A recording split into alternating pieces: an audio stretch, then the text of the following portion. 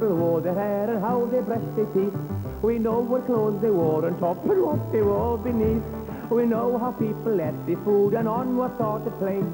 'Cause Gerald rode on Wales in 1188. We know that he did not a lot and also what the sea. And how they played the flute and how they took the lead. We know that people took the cross and how they met the saints. But Gerald rode on Wales in 1188. We know that if you had the flu, you couldn't take the pill. The thing the doctors gave to you could make you much more ill. We know that even then the roads were in a dreadful state when Gerald rode on Wales in 1188. This is the story of Gerald's journey around Wales. Unfortunately, it's in Latin, and I don't speak Latin, but I can write my name. Of course, Gerald wouldn't have gone on this journey at all if it wasn't for the Crusades. I can tell you all about it, because I was there. That's Gerald. I know, because 800 years ago, I was his page. Gerald was an important priest and politician, and he wanted to travel around Wales to persuade people to join the Crusades. But for that, you need an archbishop, preferably of Canterbury. Our Archbishop of Canterbury was called Baldwin. Baldwin had been asked by King Henry II to find soldiers to fight the Saracens in the Middle East. Of course, if you're going on any journey, you need transport. This was 1188. And you need provisions. Provisions for Gerald, provisions for the Archbishop, and provisions for the page. These are optional. And so we set off. From Radnor, past Hay, and Brecon. People were very keen to join the Crusades. Gerald gave a lot of speeches. Most of them in Latin. And a lot of people decided to take the cross. Taking the cross means wearing a cross. That's what you do when you vow to go on a holy crusade to fight the Saracens in the Middle East. It was a man's life in the Crusades. You learned how to handle the latest weapons. It was an adventure. You got to see the world. This world. And the next.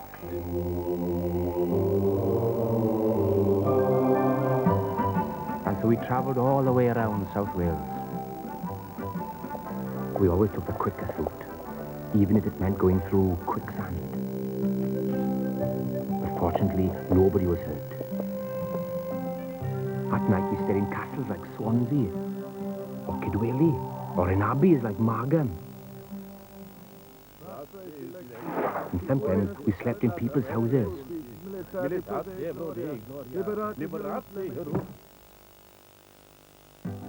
And so we came through the land ruled by the most powerful prince in Wales, the Rhys ap Griffith. The Rhys was a cousin of Gerald, and Gerald thought he might persuade Rhys to join the Crusades. Perhaps his sons will go too. But Rhys' sons would rather kill each other than kill Saracens in the Middle East. In Haverfordwest, Archbishop Baldwin gave a long sermon. He said, every sinner deserved to go to hell. Some would burn, some would freeze, some would be eaten by hungry worms, and some would be sawn in half. Every man was a sinner, and sinners could only go to heaven if they agreed to take the cross. Even thieves and murderers would be forgiven. Sometimes Baldwin had to use an interpreter.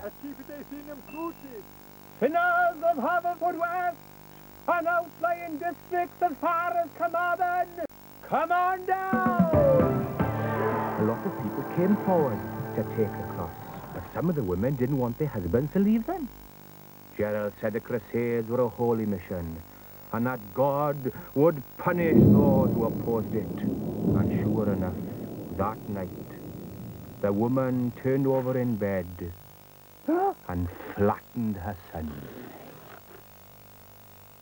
We stayed at Rhys's castle at Cardigan. Rhys's court was well ordered. It even had a falconer and a dung collector. Rhys was extremely hospitable. We were given water to wash our feet. Our guards hung up their weapons, and the steward conducted us to the main hall to eat. People seated according to their rank. The important people sat next to Rhys. There was a fire in the middle of the hall, but no chimney, only a hole in the roof, and the lighting was very subtle. Rhys had his own candle holder, and according to the laws of Howell the Good, he was entitled to Rhys's leftovers.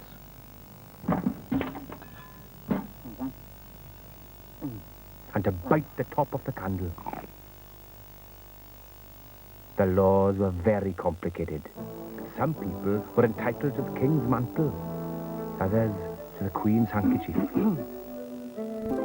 Rhys laid on some fine entertainment. He was fond of music, whether it was played on the harp, the crwth, or the pibgorn. Rhys had held one of the first Eisteddfodau. We all agreed we had heard nothing like it before. Rhys had his own jester. And after dinner, the court poet recited a composition in praise of Rhys's noble deeds. The song clearly went to Rhys's head.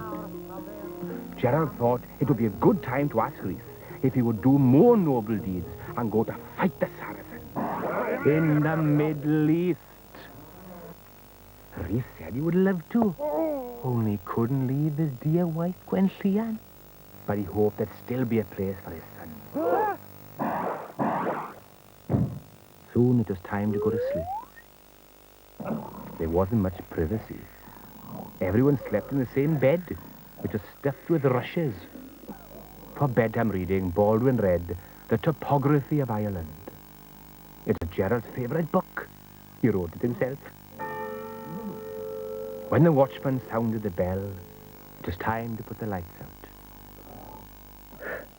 We needed our sleep. It had been a long, tiring day. A very tiring day. It was an even longer night. I was afraid to go to sleep.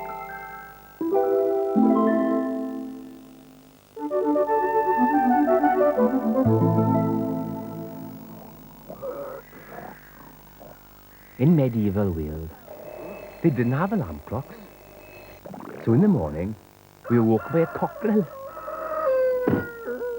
We got up and cleaned our teeth with hazel shoots and rubbed them with an old woolen cloth, but it made our teeth shine like ivory. Then we were ready to set out on our journey. Gerald and Baldwin wanted to visit cathedrals, monasteries and abbeys. There were over 40 abbeys in Wales. We had passed Llantoni Priory, Margam Abbey, monasteries at St. Dogmael's in Whitland, and we stayed in the abbey at Strata, Florida.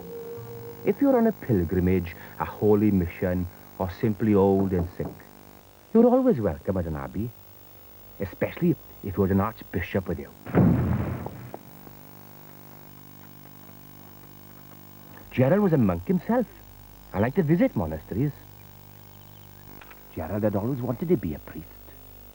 He learned to read and write in a monastery, and his great ambition was to become Archbishop of St. David's. And it was in the monastery that he became interested in one of his favourite hobbies, collecting tithes. Tithes were a sort of tax. Everyone had to give a tenth of what they earned to the church, and Gerald was very keen to make sure that they did. Of course, other people had different reasons for wanting to become a monk. Gerald told us about a man called Elidil, who spent most of his youth underground with the fairies. But eventually, he grew too big to live with the fairies. But when he saw the world above ground, he was so disappointed. So he became a monk. And then Gerald told us another story about a man was locked in an embrace with a beautiful woman, when she suddenly turned into a hairy beast. He ran straight off and became a monk, and I don't blame him at all. Of course, monasteries were always open to people in need.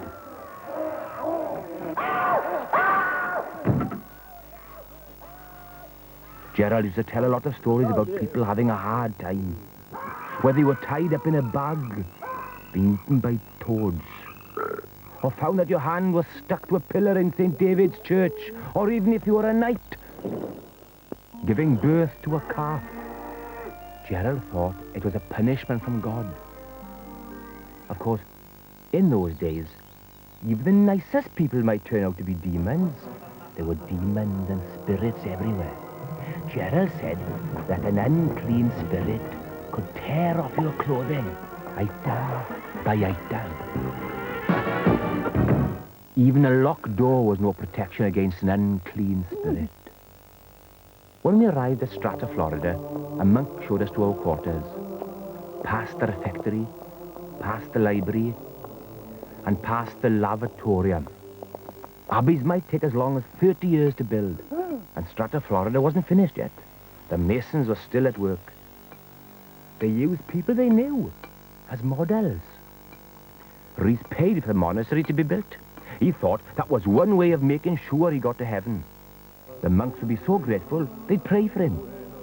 Strata, Florida had its own share of saintly relics. These were usually the bones of great saints. People believed that these relics had miraculous healing powers. Of course, abbeys are run by monks, and monks belong to all sorts of different orders. Brother Gwilym is a Cistercian, and Gwilym is wearing a natty little number in Frou Hessian. Like most Cistercians, Gwilym likes going to Mass, coming back from Mass, and building monasteries in damp, unpleasant locations where he wouldn't be tempted to do anything silly. Brother Gilbert is a Carthusian, and Gilbert is sporting a handsome hair shirt with a matching canvas outfit, discomfort guaranteed. His interests include taking vows of silence, fasting to the point of death, and generally having a very bad time of it. Brother Benedict is a Benedictine, and Benedict is wearing a versatile black outfit in fully fitted hemp. His hobbies include praying for the dead, praying for the living, and singing songs. In a few hundred years, he hopes to invent a famous liqueur. The monks of Strata, Florida, were Cistercians. The monks were made to work very hard, in the fields, or helping their fellow monks inside. Monks had to follow strict rules. When they weren't working, they spent their lives in prayer and worship. They had to say Mass at all hours of the day and night. Matins were between midnight and 2 o'clock. Prime was at 6 o'clock. And then chapter Mass was at 8 o'clock after breakfast. If you fell asleep, a monk would wake you up by shining a light in your eyes. After high Mass at 11, everybody went to lunch. Because everyone ate with their fingers, the monks washed their hands in the lavatorium before every meal. But they only took a bath 3 or 4 times a year. Whilst we're eating, a monk read from a religious book. You weren't allowed to interrupt the reading with any sort of noise.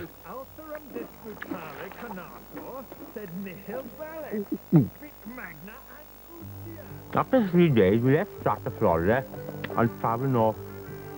We knew we'd be welcome at other monasteries, because they were always open to people in need. Earlier, we had passed Llandewi Brevi, where a mound had risen up while St. David was preaching. It was a case of making a mountain out of a molehill. Now we were heading further north, trying to persuade people to go on the Crusades. Meanwhile, in Palestine, the Saracens believed they would go to heaven if they died fighting Crusaders. And the Crusaders were told they would go to heaven if they died fighting Saracens. Heaven was going to be very crowded. Do you think God would punish someone for making a noise at mealtime? Or falling asleep in the middle of Mass? I don't think so. I hope not, anyway. I wouldn't want to give birth to a cow.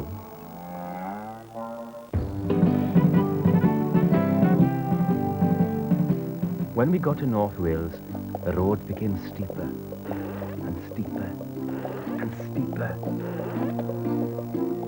The weather wasn't too good either. Gerald said it was curious that the nightingale never visited Wales. Baldwin said it was a clever move on the part of the nightingale. This was his one joke of the whole journey. Baldwin thought that the bad weather would be good training for the Crusades. It must have been the wrong sort of training, because Baldwin died in Palestine, outside the gates of Acre. At Nevin, we found shelter for the night. The houses are made of wattle, twigs and mud. They were only built to last a couple of years. Ordinary people led simple lives in those days. They didn't have much furniture. Gerald said in this part of the world, the air blew straight from Ireland. The air was so poor that nobody died of anything other than old age. In Anglesey, Gerald persuaded many of the common people to take the cross. But sometimes their clothes were so threadbare that the cross came straight off again. And it was in Anglesey that we found a stone which would return to the same place, however far away you took it. To test it, they chained it to a large boulder and cast it far out to sea. And sure enough, the stone returned to the place it had come from. It was also said that if any couple fondled each other near the stone, great drops of sweat would drip from it. Compared with most of Wales, Anglesey was very fertile. Gerald remarked that the Welsh ploughed a field by pulling the plough backwards. This had its dangers. In those days, medicine was very primitive. Their equipment, well, it wasn't very sophisticated, and sometimes the cures were worse than the complaint. For an eye wound, the treatment was a burn between the eyebrow and the back of the neck. And for swellings, the best thing was to put a plucked cockerel on the wound. For head wounds, it was best to open up the skull and apply herbs. But the general cure for most ailments was to have your blood drawn and sucked by a leech. Of course, it wasn't everyone who could afford a doctor. Most people had to rely on holy relics like St. Keirig's staff. If you paid a penny, it would cure you of all sorts of things. Gerald said that if you cheated and only paid half a penny, you'd only be half cured.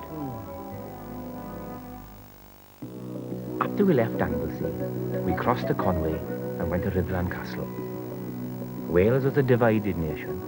The princely families were always fighting each other and marrying each other. But Gerald thought little of women. He said that a woman's hair was a snare for the feeble-minded. Welsh women wore their hair short. Not far from Rhuddlan was a spring. People said that it ebbed and flowed with the tide. Strange what you find, isn't it? Of course, in those days, people were very superstitious. They'd believe anything. People believed that there were 32 days in the year that were dangerous. One of them was the 16th of September. Another was the 26th of July.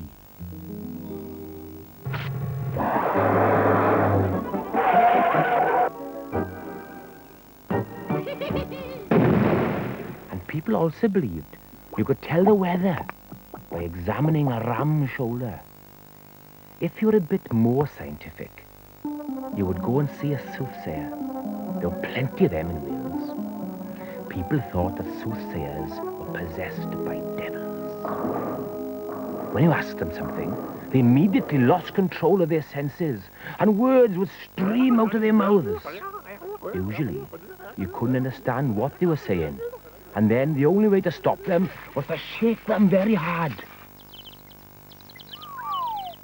And so we rode back to Hereford, and our journey around Wales came to an end. Sometimes I think Gerald, well, I think he hadn't enjoyed it very much.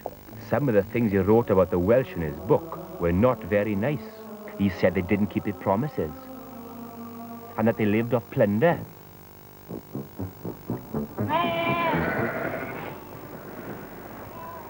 And that they were sunk in a deep abyss of every vice, perjury, theft, and adultery. But then, Gerald didn't have very nice things to say about the Normans either, or the Anglo-Saxons. He complained that the Norman kings abused the church. I think Thomas of Becket would have agreed with him. He was Archbishop of Canterbury until Henry II had him bumped off. And he said the Germans and Anglo-Saxons were disdainful and cold. Well, because of the frozen polar regions that lay adjacent to them. The important thing was that our journey had been a success. 3,000 people had taken the cross. But not all of them went to the Crusades. Some people paid to be released from their vow. And some of those who had sworn they would not turn back until they reached Jerusalem turned back before they got to Palestine. Gerald didn't go to the Crusades. He stayed at home and wrote books. He gave 6 of his books to the Pope. He was told that the Pope kept them beside his bed. Gerald started to write the story of his life. It is going to be 200 chapters long. He died in 1223, 181 chapters too early. Nobody knows the end, only me.